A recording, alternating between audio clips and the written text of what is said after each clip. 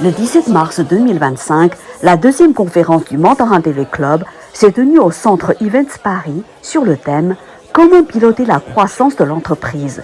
Plus de 80 invités, français et chinois, se sont retrouvés dans une ambiance très conviviale. Sylvie Chen, directrice générale de Mandarin TV, a prononcé un discours de bienvenue. Elle a présenté brièvement le Mandarin TV Club et a souhaité la bienvenue à deux nouveaux membres, le groupe Pierre Cardin et Hypothèse. Hervé Novelli, ancien ministre des petites et moyennes entreprises, a prononcé un discours axé sur les changements majeurs du XXIe siècle, à savoir le changement d'une société industrielle à une société de services, la révolution numérique et le rôle clé de l'innovation technologique. Il a aussi souligné l'importance de l'entrepreneuriat pour la société. L'entrepreneur sera le héros du XXIe siècle. À son tour, Rodrigo Basilicati Cardin, PDG du groupe Pierre Cardin, a pris la parole. Après la diffusion d'un film retraçant l'histoire et l'évolution du groupe, il a rappelé brièvement le parcours de Pierre Cardin, son grand-oncle, en insistant sur son goût du risque ainsi que les valeurs innovantes de la marque Pierre Cardin. Il a notamment indiqué que c'est Pierre Cardin qui a inventé le concept de licence grâce auquel la marque Pierre Cardin a pu se développer partout dans le monde. Il a également insisté sur l'importance de l'innovation technologique qu'il a placée au cœur du développement continu de son groupe.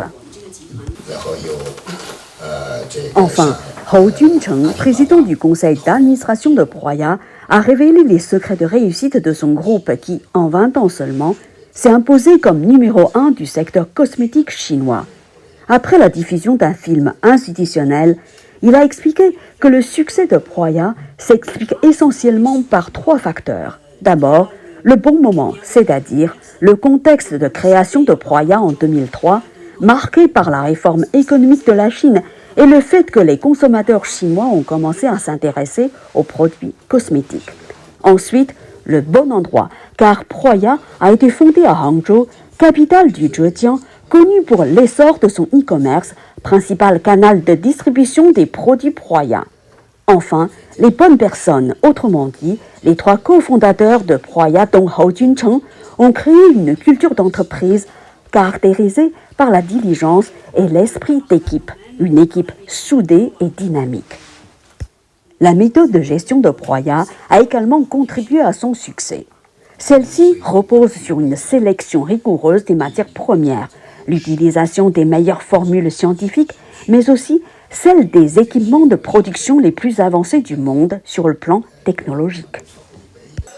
Après les conférences, tous se sont retrouvés au premier étage pour un dîner raffiné. Les convives en ont profité pour échanger, mais aussi pour voir comment ils pourront collaborer ensemble.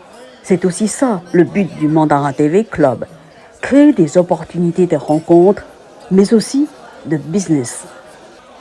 Reportage par Mandarin TV.